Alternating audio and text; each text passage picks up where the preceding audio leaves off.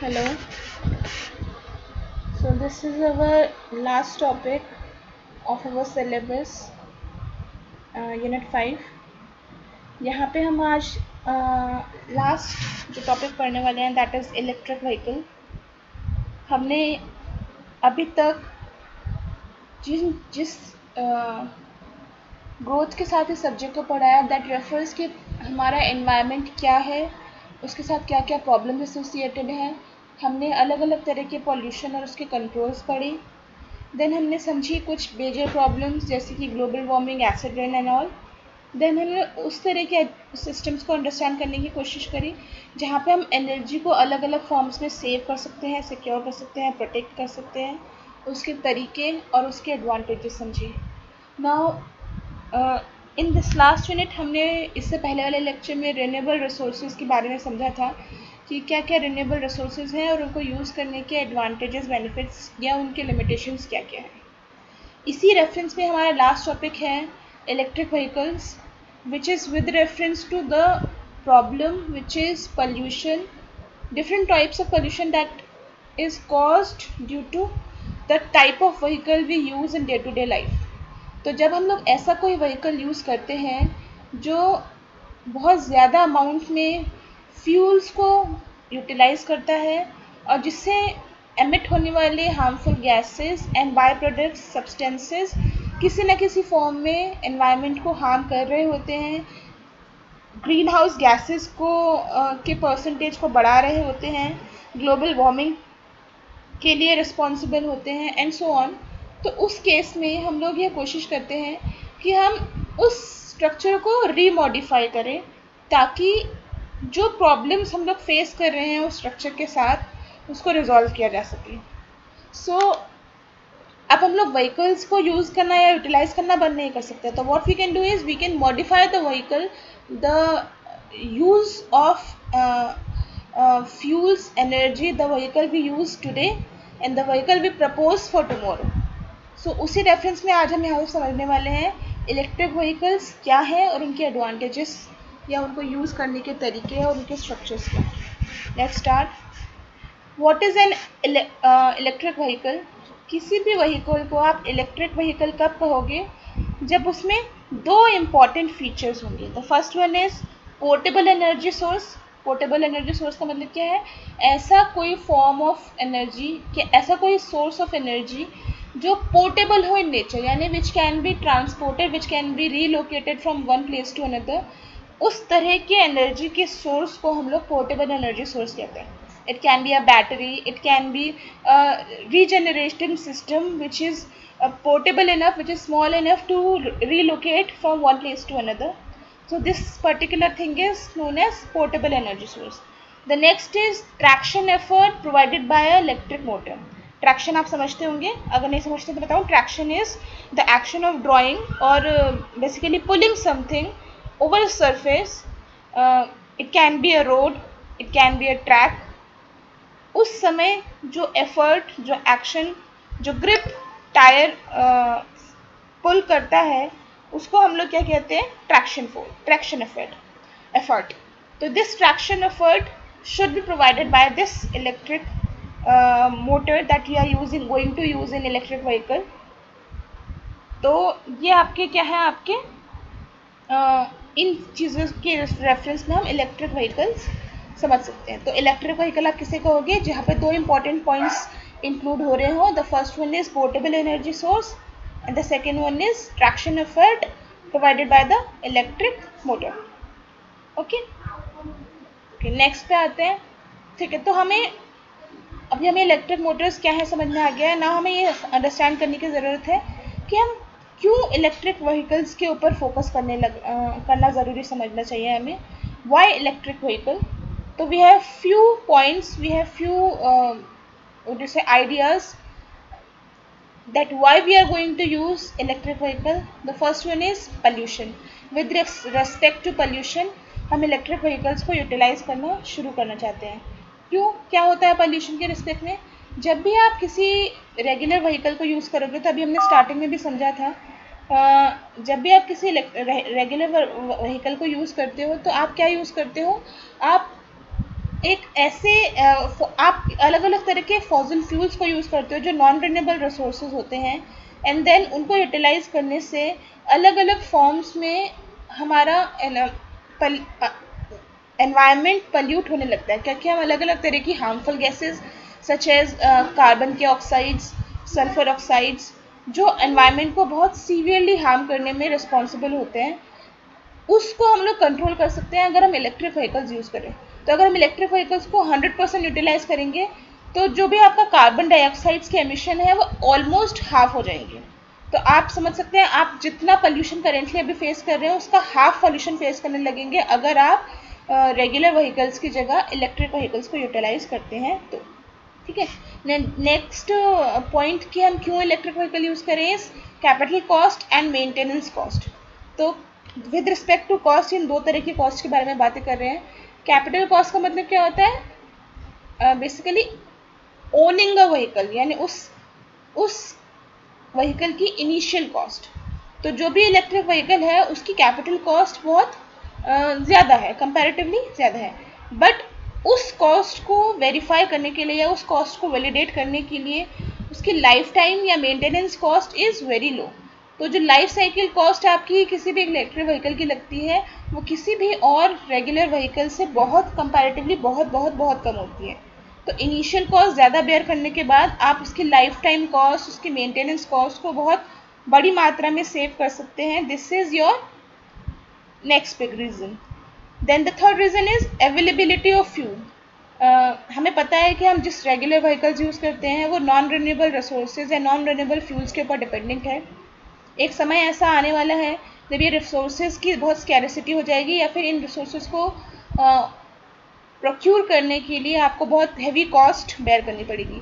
तो इन दोनों चीज़ों से बचने के लिए या अवेलेबिलिटी ऑफ फ्यूल को नेगलेक्ट करने के लिए या फॉसिल फ्यूल्स को बचाने के लिए हमें क्या करना चाहिए, हमें इन फ्यूल्स को कम यूटिलाइज करके ऐसे स्ट्रक्चर्स के ऊपर ट्रांसफॉर्म करना चाहिए जो इन फ्यूल्स को कंपैरेटिवली सेव कर सके।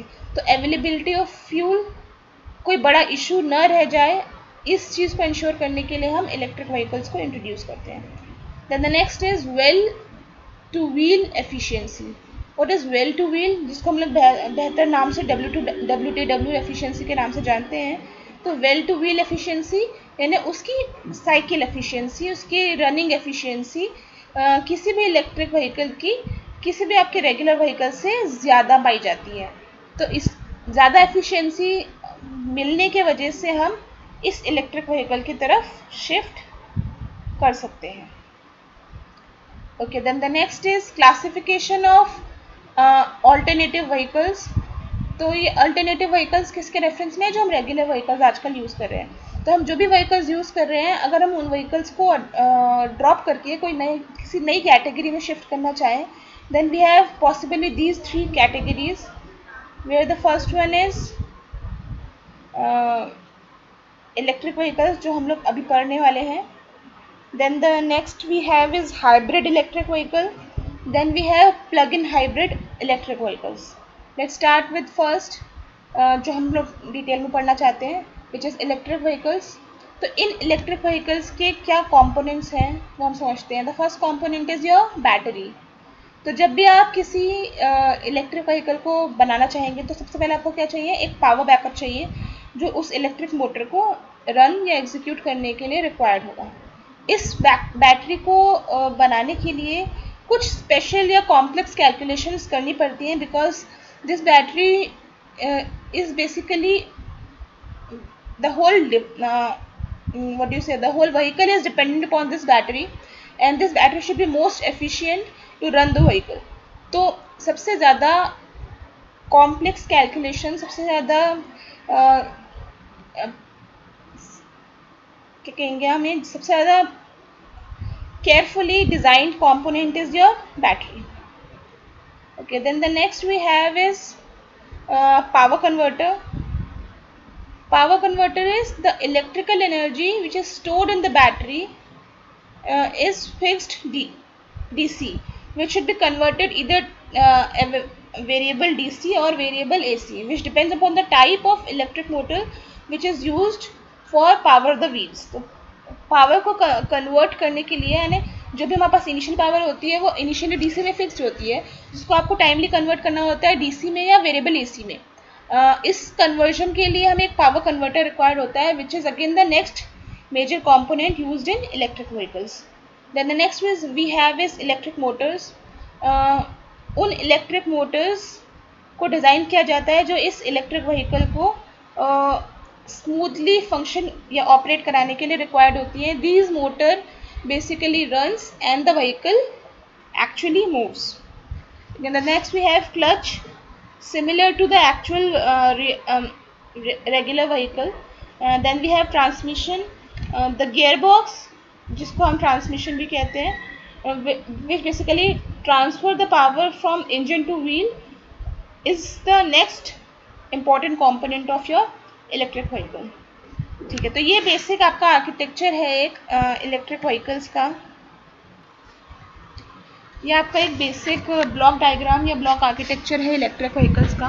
तो अगर हम समझेंगे कि अगर हम कोई इलेक्ट्रिक व्हीकल डिज़ाइन करना चाहते हैं तो हम कंप्लीट स्ट्रक्चर इस पर्टिकुलर लेक्चर में समझ नहीं सकते, बट हम क्या समझ सकते हैं, बेसिक फंक्शनिंग या बेसिक ऑपरेशन समझ सकते हैं किसी भी एक इलेक्ट्रिक व्हीकल का, जो हम लोग देख सकते हैं हमारे स्ट्रक्चर में, which will be easy to understand कि हम करने के वाले हैं। So the first thing is your source charger, then we have energy source या battery, then this battery is associated with power converter, then we have your electric motor, then we have your transmission, and then we have wheels.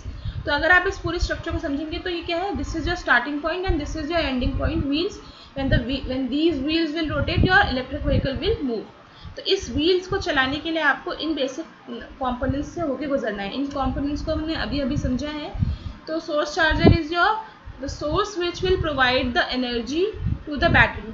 तो this source will give the energy which is required to move the electric vehicle to the battery, which is your basic energy source. So this is your most important component of your electric vehicle.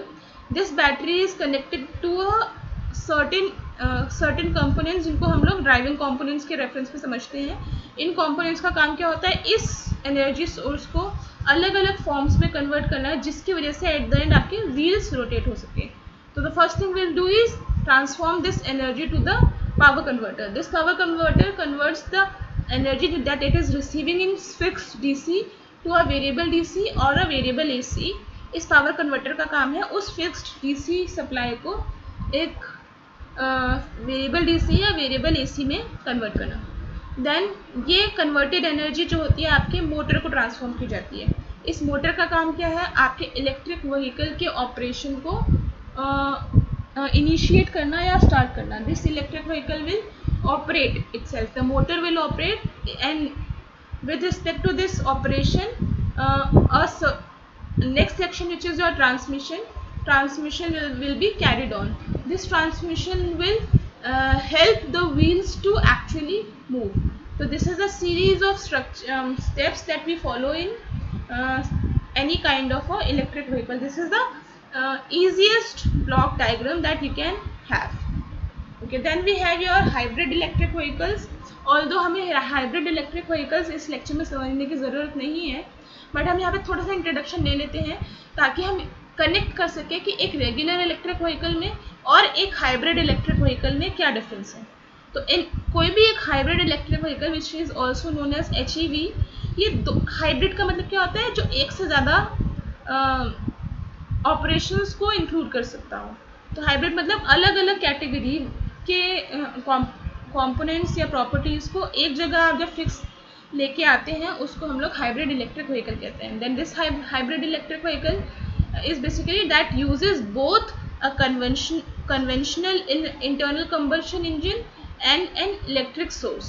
तो hybrid electric vehicle क्या है, आपके एक regular vehicle और electric vehicle का combination. तो हम ऐसे कैसे अज्यूम कर सकते हैं, ऐसा कोई व्हीकल जो एक इलेक्ट्रिक व्हीकल भी हो और आपका जो रेगुलर व्हीकल है वो भी हो, वो आपका क्या है, एक हाइब्रिड इलेक्ट्रिक व्हीकल कहलाया जाता है।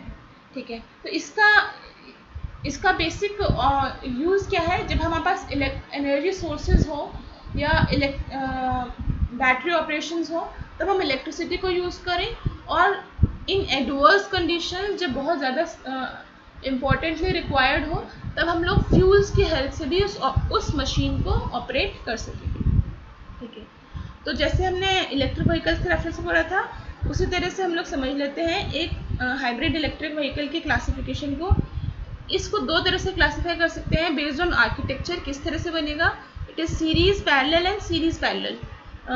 यहाँ पे हम लोग ऑपरेशंस को सीरीज में प्रोड्यूस करते हैं, then here we use parallel combination, then here we use combination of series and parallel. Then we have next classification which is degree of hybridization, यानी आप उसको माइल्ड ऑपरेशंस के थ्रू कंप्लीट कराएंगे, powers को ज़्यादा utilise करेंगे या energy sources को ज़्यादा यूटिलाइज करेंगे। ठीक है, देन ये आपका है आपका बेसिक आर्किटेक्चर आपके हाइब्रिड इलेक्ट्रिक व्हीकल का। ये हम यहाँ पे सिर्फ इसलिए पढ़ रहे हैं ताकि हम एक इलेक्ट्रिक व्हीकल को हाइब्रिड इलेक्ट्रिक व्हीकल से डिफ्रेंशिएट कर सकें। तो यहाँ पे हमारे पास क्या है? एक इंजन है, then we have generator and converter, then we have a battery, and then we have a motor and converter, and then we have a transmission, then we have wheels. तो सेम स्ट्रक्चर है, आपको energy को यहाँ से इन wheels तक पहुँचाना है ताकि ये रोटेट कर सके। तो आप क्या करोगे? आप हाइब्रिड पे काम कर रहे हो, तो यहाँ पे वो कंपोनेंट्स क्या हैं जो इलेक्ट्रिक व्हीकल्स के हैं? This is battery, and then you have motor, and then you have transmission. ये तीन कंपोनेंट्स आपके क्या हैं? इलेक्ट्रिक व्हीकल्स के हैं। आपके रेगुलर व्हीकल के कंपोनेंट्स क्या हैं? Your engine, your generator, your motor and converter, and your transmission. ये आपके रेगुलर व्हीकल के हैं। आपको क्या करना है? इनको इस तरह से ऑपरेट करना है या फिक्स करना है कि ये दोनों ही ऑपरेशन सक्सेसफुली इम्प्लीमेंट किए जा सके। तो हम क्या करेंगे? सबसे पहले हम इंजन के साथ वर्क करेंगे। Then this engine will be connected to your generator और कन्वर्टर। ये जनरेटर और कन्वर्टर का काम क्या होता है? एनर्जी सोर्सेज प्रोवाइड कराना, चाहे वो फ्यूल से हो चाहे वो इलेक्ट्रिसिटी से हो, टू द बैटरी। अगर आप इलेक्ट्रिक व्हीकल के साथ काम कर रहे हैं तो ये ट्रांसमिशन प्रोवाइड किया जाएगा बैटरी को, अदरवाइज ये ट्रांसमिशन प्रोवाइड किया जाएगा योर मोटर को। This motor will operate and convert the signal from DC to AC और या fix DC to variable DC, ताकि ट्रांसमिशन प्रॉपरली हो सके और व्हील्स रोटेट कर सके। So this is your basic architecture of HEV। So अगर कभी एग्जाम में इलेक्ट्रिक व्हीकल्स पूछा जाता है या डिफरेंस पूछा जाता है तो हम ये गौर करें कि hybrid electric vehicle is not actually your electric vehicle, it is combination of regular vehicles and electric vehicles. Okay, तो अब हम यहाँ पे कुछ समझ लेते हैं बेसिक सिनेरियो। इंडिया में आपके इलेक्ट्रिक व्हीकल का क्या सिनेरियो है? तो ये आपके इलेक्ट्रिक व्हीकल्स हैं। यहाँ पे हम नीचे देखेंगे तो हमारे हाइब्रिड व्हीकल्स हैं। इलेक्ट्रिक व्हीकल्स महिंद्रा E2O, इसके आपको रेंज गिवन है, आपके बेसिक कॉस्ट गिवन है। देन महिंद्रा E-Vertiro, इसकी भी आपको बेसिक रेंज गिवन है एंड कॉस्ट गिवन है। Then we have hybrid vehicles, जो हाइब्रिड इलेक्ट्रिक व्हीकल्स अभी पढ़े, इनकी भी कुछ कंपनीज के आपके मॉडल्स गिवन है, इनके इलेक्ट्रिक रेंज गिवन है, एंड देन आपकी इसकी कॉस्ट गिवन है। तो अगर आप देखेंगे तो ये आपका इंडिया में जनरेट या डेवलप की जाने वाली इलेक्ट्रिक व्हीकल्स की एक रेंज है। यही ग्लोबली हम अगर देखें कि थ्रू आउट द वर्ल्ड ऐसी कौन कौन सी इंडस्ट्रीज़ हैं जो इलेक्ट्रिक व्हीकल्स के ऊपर काम कर रही हैं। Then we have your Renault, Mitsubishi, and then you have General Motors, your Toyota, your Tesla, it is the famous one. Then we have Ford, BYD, BMW, the Geely Groups, and your Volkswagen. Okay, this is one of the example of an electric vehicle which is e-bus, जो अशोक लेलैंड द्वारा develop की गई है। Okay, thank you, this was it. I hope ये lecture clear होगा। कोई problem हो तो प्लीज़ पूछिए। Thank you.